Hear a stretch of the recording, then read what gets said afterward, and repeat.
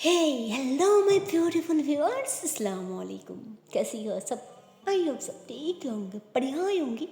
So guys, ये वो हमारा लव स्टोरी के पिछले वर्ड में हम लोगों ने सुना था कि ओह माय गॉड, क्या बोलो, यहाँ पे तो अब हमारी रानी समृद्धि का की हालत देख के बहुत ही ज़्यादा अपसेट हो जाती, बहुत ही ज़्यादा सैड हो जाती, वो बहुत ज़्यादा परेड हो जाती। उसे समझ नहीं आ रहा था कि अब मुझे क्या करनी चाहिए। पर कुछ भी करूँ, मैं मेरी दोस्त को ऐसे हालत पे सो नहीं सकती। उसकी उसकी ज़िंदगी में बर्बाद होते हुए इस तरह ख़त्म होते हुए मैं नहीं देख सकती। अब मुझे कुछ ना कुछ करना ही होगा, चाहे कुछ भी हो जाए। उसके चेहरा पे वो जो हंसी थी, वो जो खुशी थी, वो मुझे वापस लानी होगी। जब तक उसकी प्यार उसके पास नहीं आएगी, तब तक उसके चेहरे पे कुछ भी नहीं आएगी, कुछ भी नहीं। इसलिए सबसे पहले मुझे उसे लानी होगी। हाँ, उसे लानी होगी। तो वो तो दिल दिल में यही सब सोचते हुए पूरी रात वो सो ही नहीं पाती, पर उस सुकून से ऋषा को सलाह देती और उसके बाद अपनी जाने मन के लिए एक छोटी सी वीडियो क्लिप बनाती और फिर बहुत प्यारा सा, ताकि बाद में वो गुस्सा ना हो जाए, वो उस पर फ्री ना पड़ जाए, और खस करके ताकि उसके लिए टेंशन ना ले कि वो कहाँ गई, क्यों गई। और उस वीडियो क्लिप वो सब कुछ बता दी थी, और ये भी बता दी थी कि वो किसके साथ जा रहा है, वो सब कुछ बता दी थी। आगे उसे पता था कि जब आपकी फ्रेंड की बात आई है फिर तो वो कुछ ना कुछ जरूर करेगी, बट क्या करेगी वे उसे पता नहीं था, क्योंकि फ्रेंड उसे कुछ भी नहीं पता था। क्योंकि अगर बताती फिर वो भी ऐसे जिद कर लेती कि मुझे भी जानी है, मुझे आपको अकेले नहीं छोड़नी। इसलिए वो रात में कुछ नहीं बताया और खुद ही अकेले प्लान किया, और फिर सुबह होते वो निकाल जाती अपने हिसाब से, अपने प्लान मुताबिक वो घर से निकाल जाती अपनी वही असिस्टेंट के साथ, वो भी बाइक पे। अर्ली मॉर्निंग, मतलब उन्हें अब तक कोई भी नहीं जगह थी, पर ये दोनों निकाल जाती। और अब फाइनली ये दोनों निकालने की 1.5 से 2 घंटे बाद उन्होंने जैसे ऐसे रोशा की आँख खोलती तो ऐसे ना हाथ मारती रनी को पकड़ने के लिए, पर उसकी हाथ में रनी तो नहीं आती, तो वो दूसरी साइड पे भी हाथ मारती कि जान को उठ गए हो क्या? Good morning. अच्छा, कहाँ आप? मतलब वो ऐसे कह रही होती है बट आगे नहीं खुलती, फिर कहती जान कहाँ हो आप? वॉशरूम गए हो क्या? आह, तो ऐसे उगराई ले रही होती है, और फिर उठ के बैठ जाती कि जान कहाँ हो आप? आवाज़ क्यों नहीं दे रही हो? तो ऐसे बोलकर सिर्फ वॉशरूम की डोर पे हाथ रखती, बट डोर तो खुला हुआ था।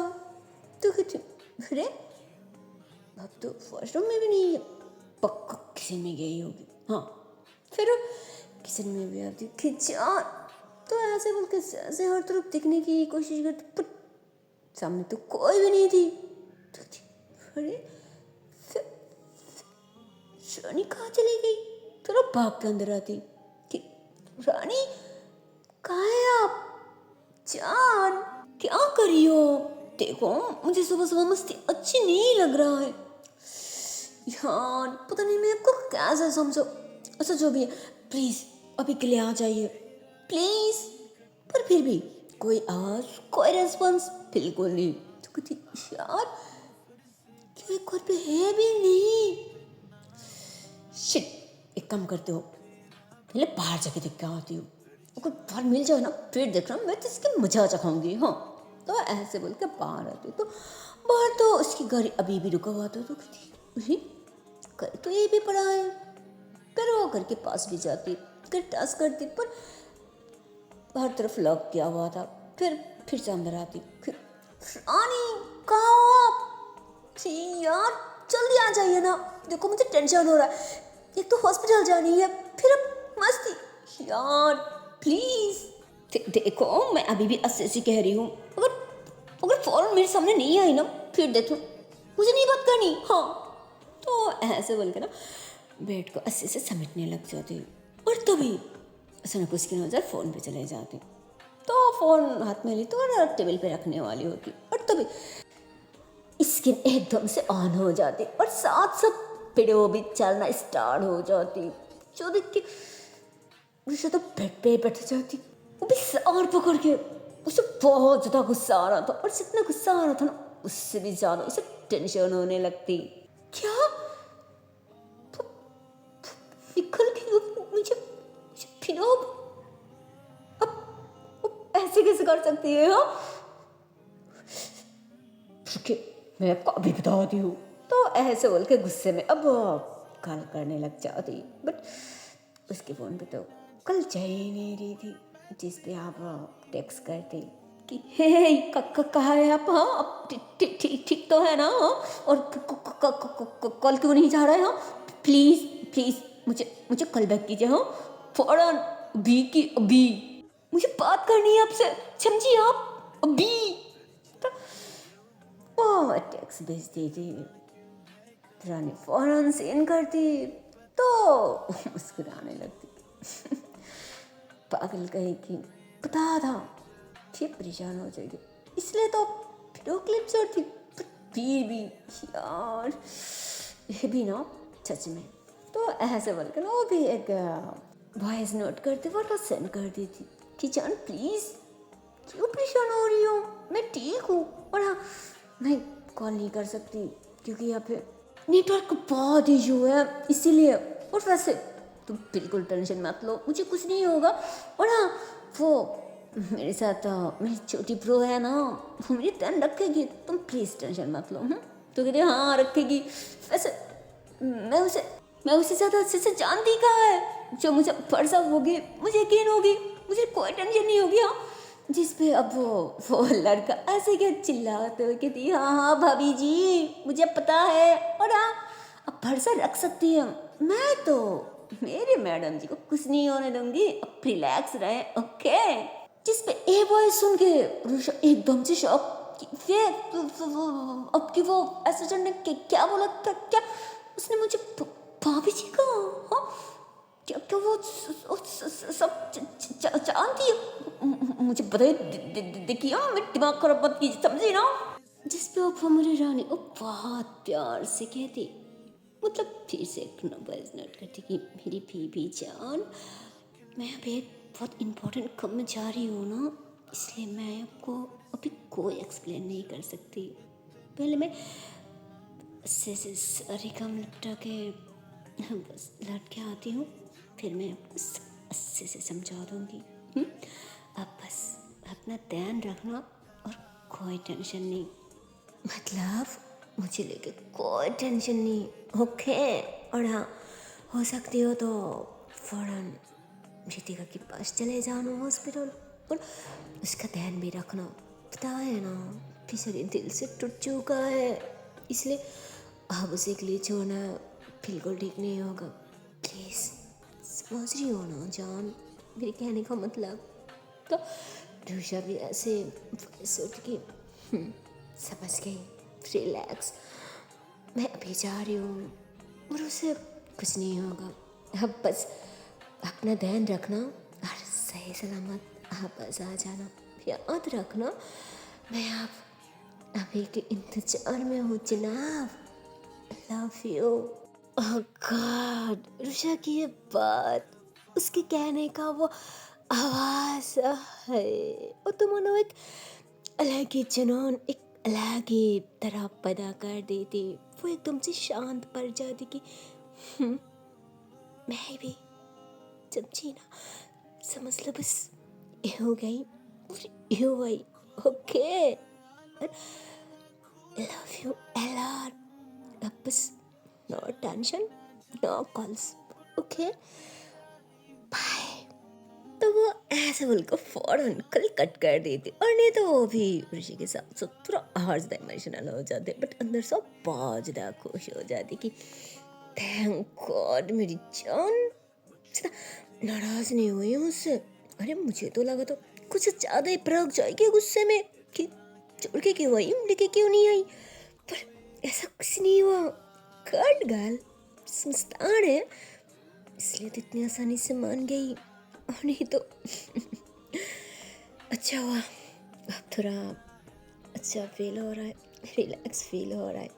जिस पे उसकी असिस्टेंट एकदम से हंस देती कि अच्छा, और वो क्यों, कहीं आप भूमि से सब ठोट पड़ती तो नहीं है ना? हाँ? जिस पर उनके तो हाँ क्या नहीं नहीं नहीं ऐसे कोई बात नहीं है, ठीक है, हाँ वो तो साफ देख रहा है। वैसे जो भी कहूँ, पर भभी से आपसे प्यार बात करती है, वो तो साफ दिख रहा।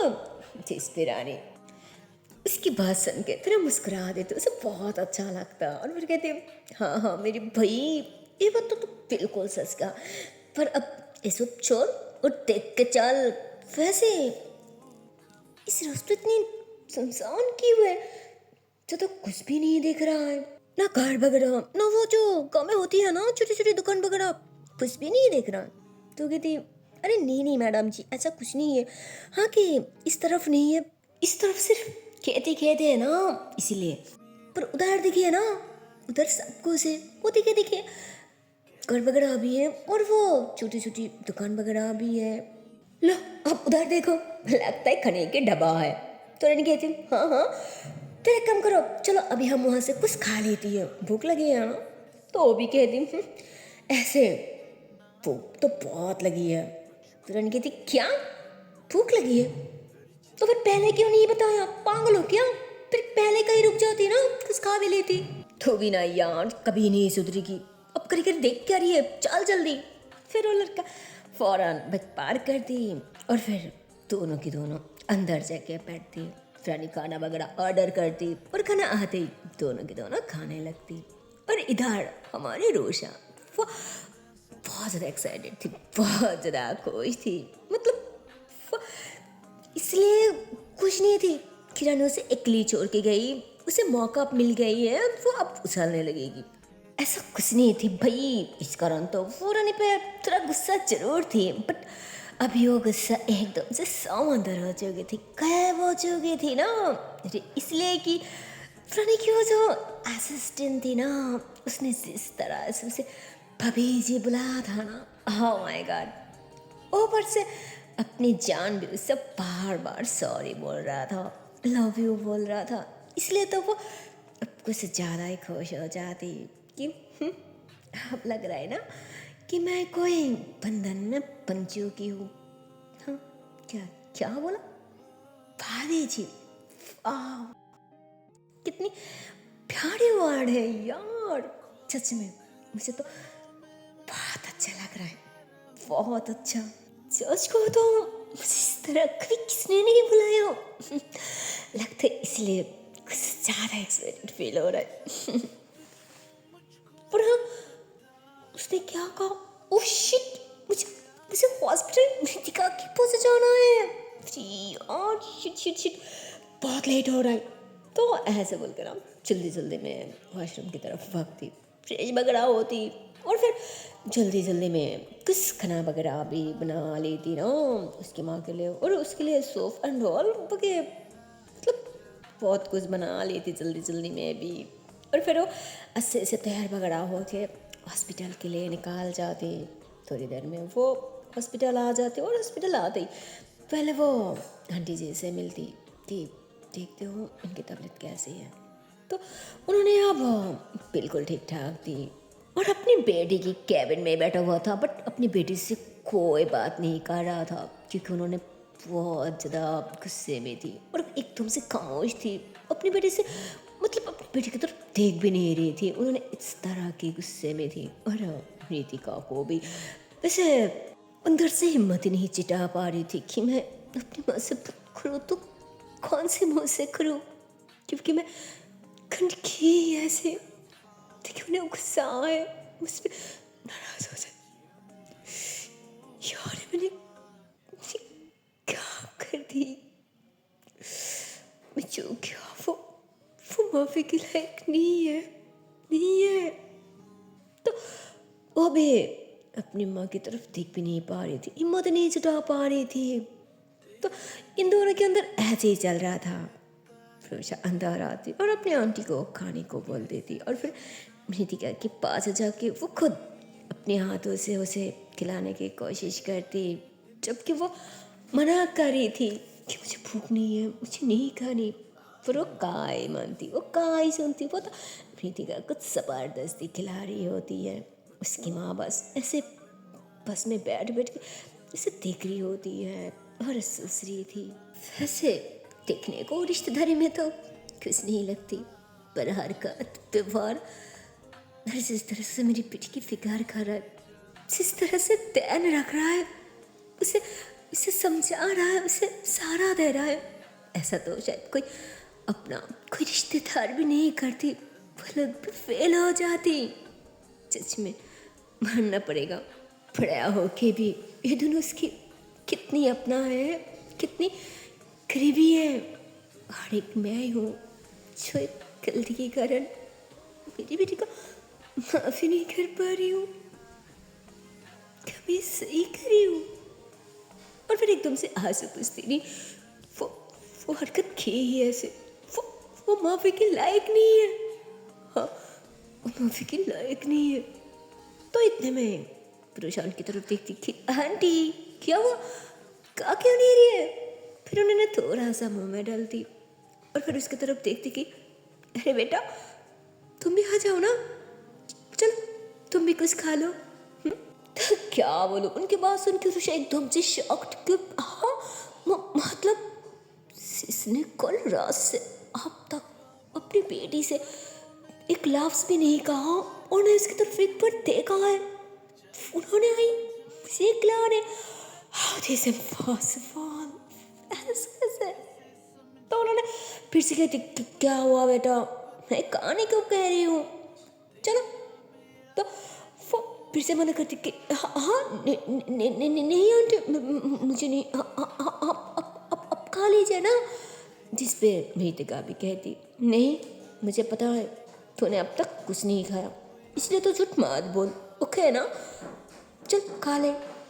तो उन्होंने अब उठ के एकदम से ऋषा के पास आ जाती और इधर हमारी रोशा उत्तम मृतिका के पास ही बैठा हुआ था ना, उसे ऐसे सुभद्रा खिला रही होती है। तो उन्होंने वहीं आ जाती कि लो मुँह खोलो, अरे लो ना। तो उन्होंने ज़बरदस्ती ऐसे ना ऋषा को अपने हाथों से खिला दी थी, जिस पे अब तो भाई हमारी ऋषा oh my God वो इमोशनल हो जाती।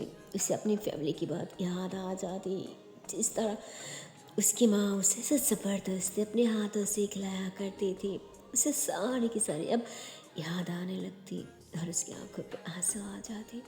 तो वो अपनी आंसू छुपाते हुए ऐसे तुरंत वॉशरूम की तरफ भक्त की वो मैं आती हूँ। तो वो ऐसे बोल के जबकि मृतिका को खिला रही थी, बट बीच में वो वॉशरूम भागती। इधर मृतिका को अब खांसी आने लगती क्योंकि गला उसकी गले में अटक रही होती है। तो उसकी माँ उन्होंने तो अभी भी गुस्से में थी, इसलिए न उसकी तरफ देख रही थी और न बात कर रही थी। पर अब जब देख रही है कि अपनी बेटी ऐसे इस तरह कास रही है, उसके गले में खाना अटक रहा, तो उन्होंने फ़ौरन पानी हाथ में ली थी और उसे ना चाहते हुए भी पिला दी थी। जिस पे अब मृतिका उनकी तरफ देखती फ़ौरन के हाथ पकड़ ली थी। मम्मा सॉरी सॉरी मम्मा, प्लीज़ प्लीज़ मुझे माफ़ कर दीजिए, मानती हूँ मुझसे गलती हो गई, पर अब मैं क्या करूँ। इसलिए तो जान लेने जा रही थी, पर वो भी नहीं कर पाई। क्या क्या आप लोग यही चाहती है कि मैं फिर तो वो ऐसे फिर से जान लेने की बात कर ही रही थी। फिर इतने में उसके गले पे ठा लगा दी थी कि खबरदार दोबारा ऐसे बात किया तो मैं खुद अपने हाथों से तेरी जान ले लूंगी। ये लाइफ है, जिंदगी है, कोई मजाक कोई खेल नहीं है।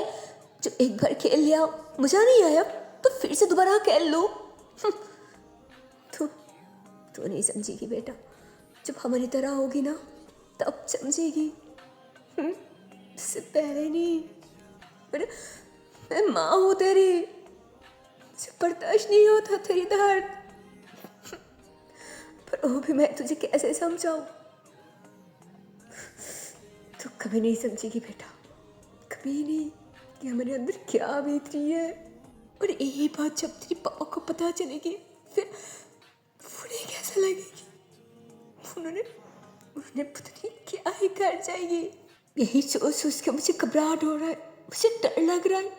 तो तू सच में बेटा बहुत बड़ी गलती कर दी, बहुत बड़ी गलती कर दी, बहुत बड़ी।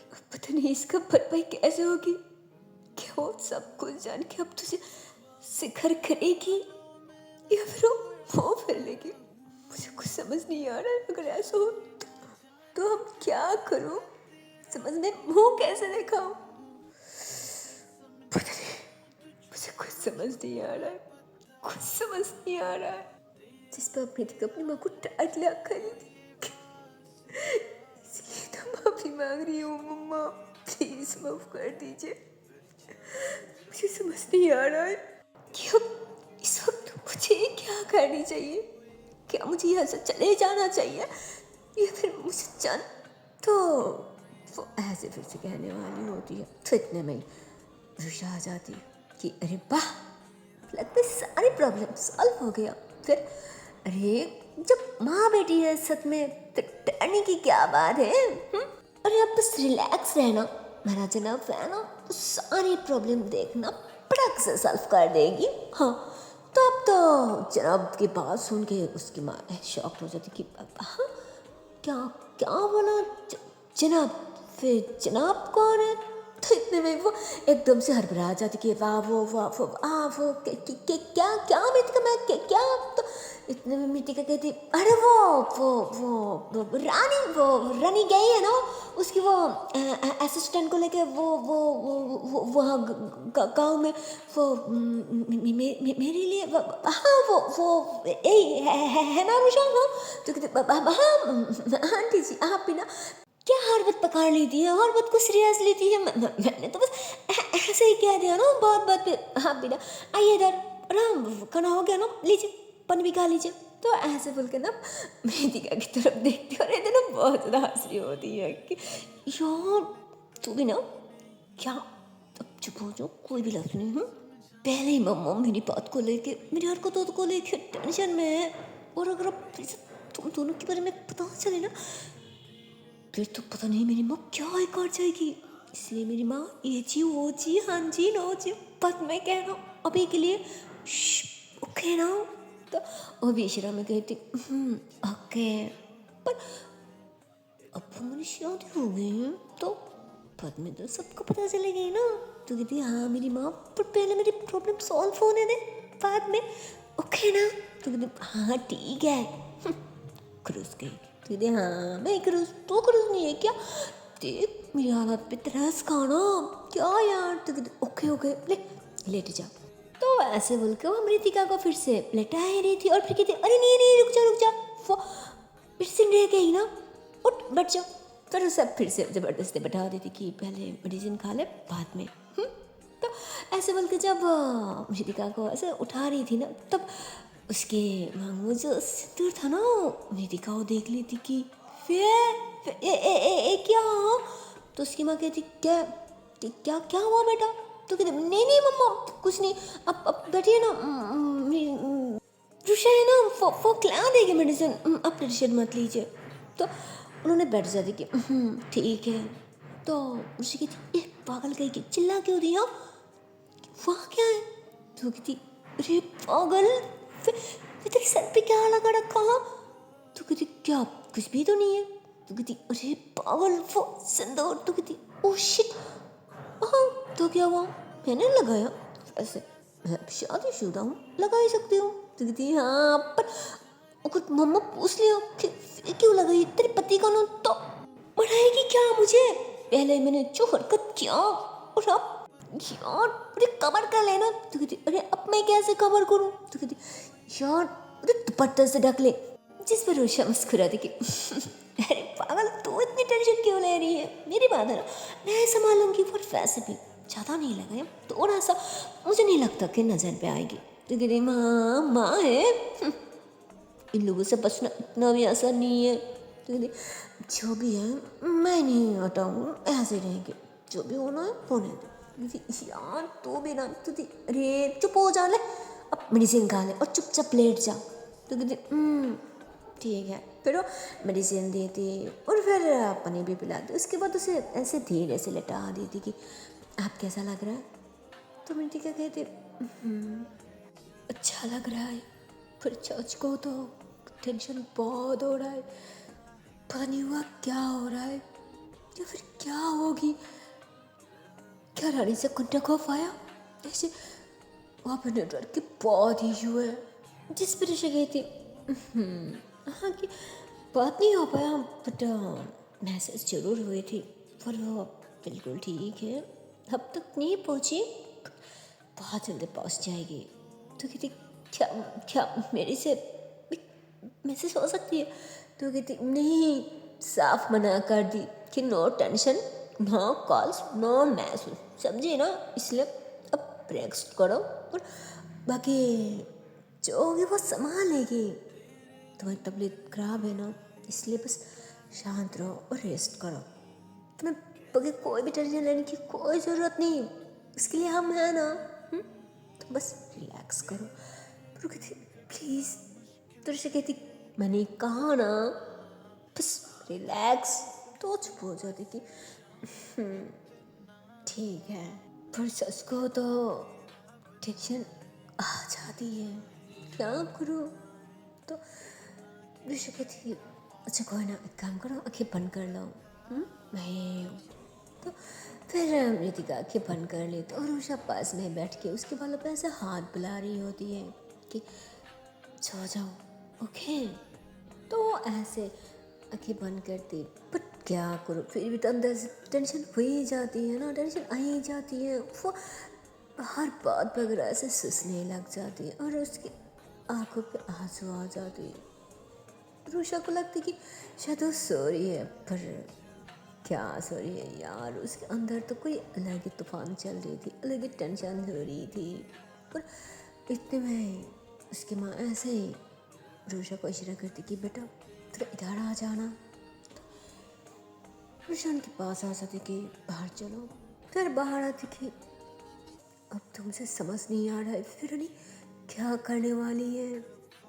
तो ऋषि कहते आंटी जी उसने कहा है ना आपको रिलैक्स रहने को, तो अब बस रिलैक्स रहे, क्यों खुद संभालेगी। और हमें जिस तरह बात हुई है वो लड़का भी बुरी नहीं है, वो लड़का भी अच्छी है।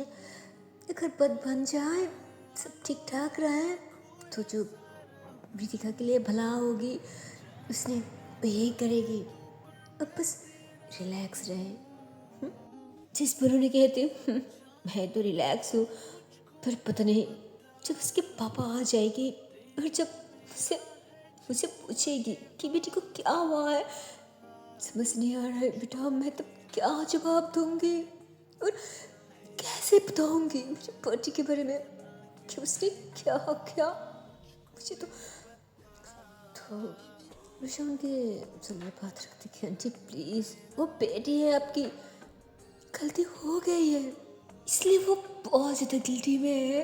और देखिए ना आप लोगों के बारे में सोच सोच के उसने कितनी बड़ी कदम उठाया था। तो आपको क्या लगता है वो वो इतनी बड़ी गलती करके वो खुश है? नहीं, वो भी पछता रहा है, उसे भी समझ आ रहा है कि उससे कितनी बड़ी गलती हो गई, इसलिए तो माफ़ी मांग रहा है ना। प्लीज़ अब माफ़ कर दीजिए। और अगर उस तक अंकल जी आ गए तो प्लीज़ उन्हें भी थोड़ा अच्छे से समझे, अरे बाप है उसकी, समझ जाएगी प्लीज़। पर हाँ गुस्से में नहीं, बहुत ही सावधानी से। तो इतने में उसके पापा का कॉल आ जाती है ऐसे ना फ़ोन पे। तो उन्हें कहती वो उसके पापा का कॉल। तो कहती कोई ना अब बात कीजिए और ऐसे नॉर्मली कहिए ना जिस तरह आप हमेशा कहती है, बस फिर वैसे ये भी कहना कि बस उसे थोड़ा सा तबीयत बिगड़ गई है इसलिए हॉस्पिटल में, बाकी अंकल जी आके तो नहीं देख रहा है नहीं ना, इसलिए रिलैक्स होके बात कीजिए, ओके मैं यही हूँ। फिर उन्होंने कल अटेंड करते और अपने हस्बैंड के साथ बात करने लग जाती। रूशा साइड पे आती, फ़ोन उठाती और फिर वो फ्रेंड को फिर से टेक्स्ट करने की कोशिश करती, बट अब तो टेक्स्ट ऐसे जा ही नहीं रही थी। इतनी ज़्यादा नेटवर्क इशू थी। तो उसे गुस्सा आ जाती, खींच यार कौन सी जगह, शिट, एक मैसेज करनी थी, जानना था क्यों कहाँ तक पहुँची, पर नहीं पा रहा है यार, शिट। तो ऐसे ही फोन हाथ में लेके ऐसे परेशान हो रही होती है। और इधर जहाँ पे दोनों कारी होती है ना डब्बा पे, तो रानी की खाना ख़त्म हो जाती कि जल्दी करो मेरा हो गई, मैं हैंड वॉश करके आती हूँ। तो वो ऐसे बोल के हैंड वॉश करने चले जाती। और जब वो हैंड वॉश करके वापस आ रही होती है ना, तब देखती कि वहाँ पे 2-4 वो जो वार्ड बॉय होती है ना, जो लोग खाना वगैरह साफ़ करती है, वो लोग वहाँ पे खड़ी होकर बात वगैरह करी होती है। तो उसे ज़्यादा सुनाई नहीं देती, बट फिर भी वो पास जाती कि एक्सक्यूज़ मी, क्या मैं एक बात पूछ सकती हूँ? असल में मुझे जानना था कि क्या आसपास कोई तो इतने में एक आदमी कहती, क्या शादी? अरे हाँ, हम भी तो वही बात कर रही थी। यहाँ थोड़ी देर जाके आगे जो बहुत बड़ा घर है ना, उसी घर पे शादी है, और वहाँ के जो खाने के डेकोरेशन है ना, वो भी हमें ही मिली है। अरे हमारे लोग तो काफ़ी पहले ही निकल गई, पर हम पीछे रह गई, इसलिए हम अब जा रही हूँ। हाँ, लेट हो गई। यार अब तो लगता है कुछ ज़्यादा लेट हो गया, अब क्या करें? जल्दी जाना पड़ेगा, 11 से ऊपर हो रहा है। तो दूसरी ने कहती, हाँ हाँ कोई ना, एक काम कर, जल्दी से सारी डिश वगैरह वो ट्रक में उठा लो, और सारी सामान वगैरह भी एक भी ना छूट जाए, और नहीं तो बहुत डर सुनना पड़ेगा। क्या समझी ना? मैं जगह बैठ रही हूँ, तुम लोग भी तोड़ा ना जाओ, ज़्यादा टाइम नहीं है, समझे ना? जल्दी। तो वो आदमी तो ऐसे बोल के ऐसे ही जल्दी में घर में जाके उठ के बैठ जाती, और एलेक भी जल्दी जल्दी में सारी सामान वगैरह उस ट्रक में उठा रही थी। तो फिर कहती, यही अच्छा मौका है, अगर हम इन लोगों को फॉलो करते हुए जाओ, फिर ज़्यादा टाइम भी नहीं लगेगी, फिर फौरन पहुंच जाएगी। और अगर ऐसे ही ढूंढते हुए जाओ, फिर तो पता नहीं कितनी टाइम लग जाएगी। हाँ, यही सबसे बेहतर आइडिया है। तो ऐसे बोल के वो तो कदम चली रही थी, और इतने में कहती, नहीं नहीं नहीं, ये क्या कर रही हो? अरे अगर ये लोग किसी और की शादी में जा रहा है तो फिर तो हमारी सारी टाइम वैसे वेस्ट हो जाएगी यार। मैं भी ना कितनी बड़ी डफर हूँ। तो इतने में उसके सामने से और एक आदमी गुजर रही होती है, तो कहती, एक्सक्यूज मी, वो क्या आप वो सामने वाली शादी में जा रहा है, वो जहाँ पे लड़की की शादी हो रहा है ना? तो कहती, अरे नहीं, हम कोई लड़की की शादी में नहीं जा रही हूँ, हम तो लड़के वालों की तरफ से जा रही हूँ, लड़के वालों के घर पे। क्या यार? तो वो आदमी ऐसे बोल के चले जाते, क्योंकि वो लोग बहुत ज़्यादा जल्दी में थी। और ट्रक भी मन जैसे ऐसे स्टार्ट हो रहा था, आवाज़ आ रहा था, जिस पर रानी फौरन भागती और उसे इशारा करती कि ये क्या करिए, जल्दी कर, मैं बाहर जा रही हूँ, तो जल्दी आ जाना। हाँ, तो कहते, अरे मैडम वहाँ क्या है, जल्दी आ जाना।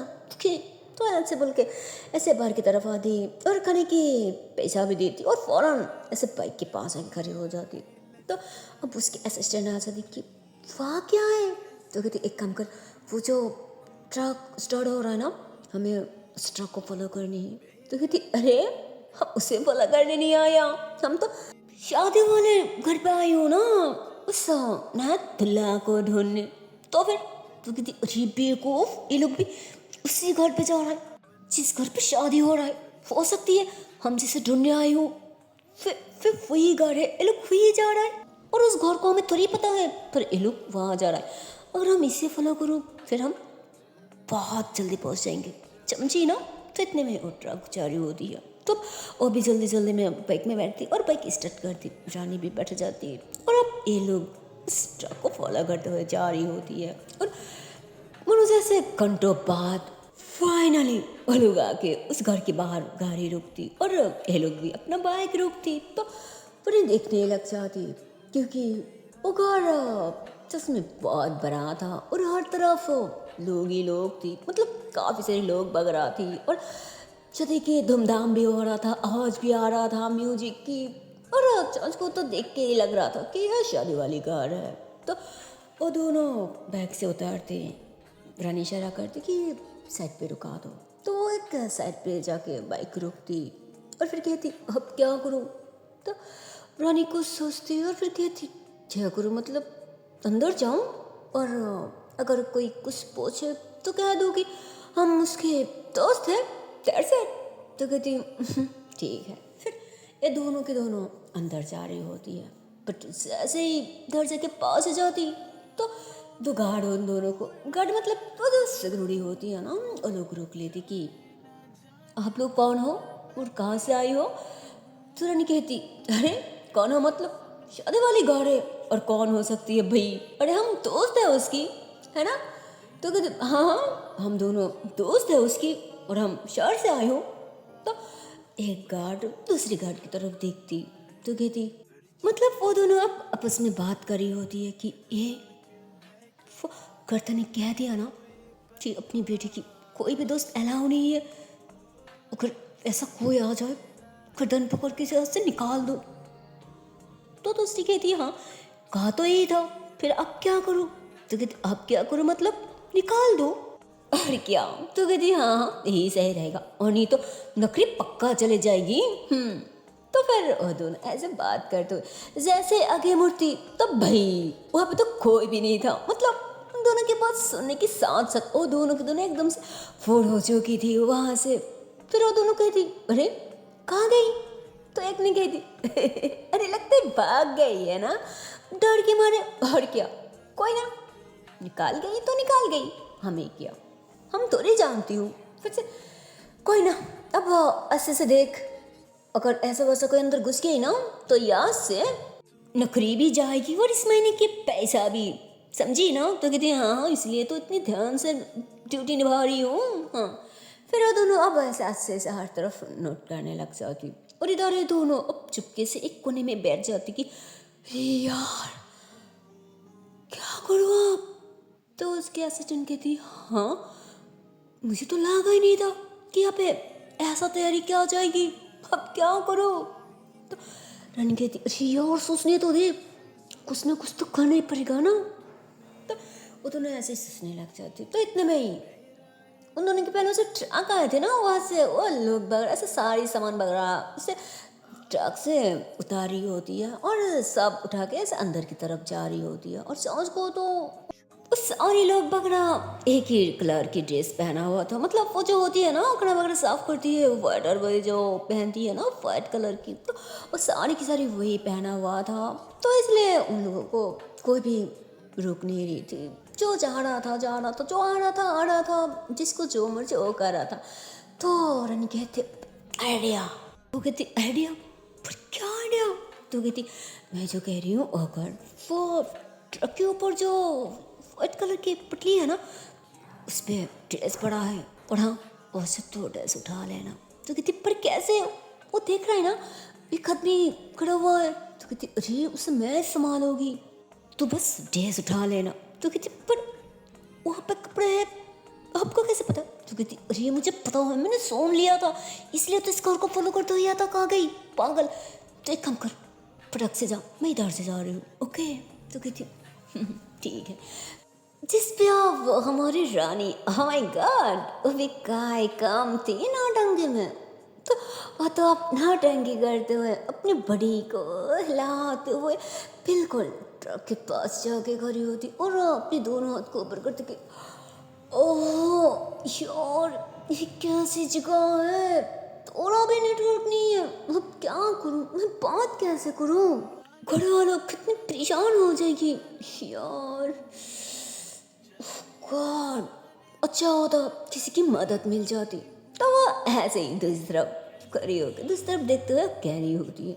तो इतने में आदमी मतलब क्या बोलो, हर किसी का तो बस मौका चाहिए था ना। तो उस आदमी को भी मौका मिल जाती जिसको फौरन रानी के पास जाती और अपनी कलर वगैरह सही करते हुए कहती है वो एक्सक्यूज मी मैम क्या मैं आपको कोई मदद कर सकती। तो इतने में रानी पीछे मुड़ती कि हाँ क्या कुछ कहा क्या। तो वो ऐसे बोल के सर ऊपर करके देखती कि कम हुआ कि नहीं। तो वो ऐसी चिट्ठी बजाती कि हाँ ओके हो गई अब आ जाना। तो रानी कहती क्या क्या आप कुछ कहा। तो कहती हाँ मैंने कहा कि क्या मैं आपको कोई मदद? तो इतने मेरे रन कहती नो थैंक्स। मेरा मतलब कि आपने कहा ना वही मेरे लिए बहुत है, बाकी कुछ नहीं। Okay thanks.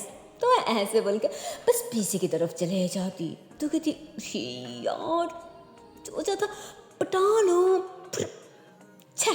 तो उन्होंने ऐसे कहती कि नसीब खराब है इसलिए तो पटा नहीं पाया। और इधर अब रानी आ जाती कि क्या हुआ लिखा है ना? तो कहती हाँ हाँ लिखा है ये लीजिए। फिर 2 निकालती और कहती अब क्या करूँ? तो कहती क्या करूँ मतलब फटाफट बहन के अंदर जाना होगा, पता है ना उधर वो लोग कितनी परेशान हो रहा है और इधर भी टाइम जा रहा है, हमारे हाथ में ज़्यादा टाइम नहीं है। फिर पता नहीं कितनी देर घूमना पड़ेगा, उसे ढूंढना पड़ेगा ना अंदर जाके, इसलिए जल्दी।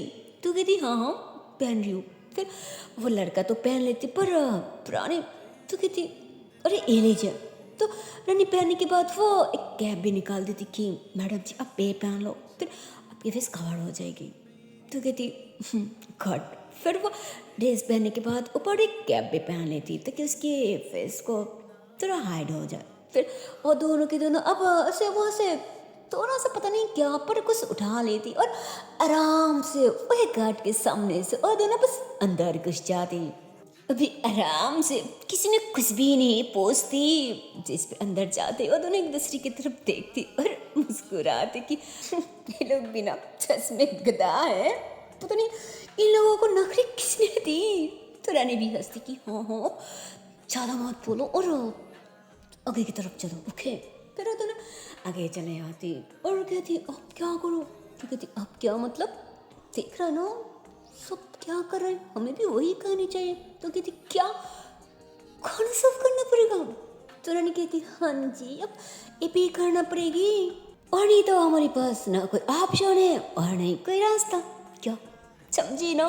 तो कहती ये कहाँ फंस गई, अब फौट भाई के काम करना पड़ेगा। तो कहती बात मत कर, वैसे मैं आगे जा रही हूँ तुम भी पीछे आ जाना।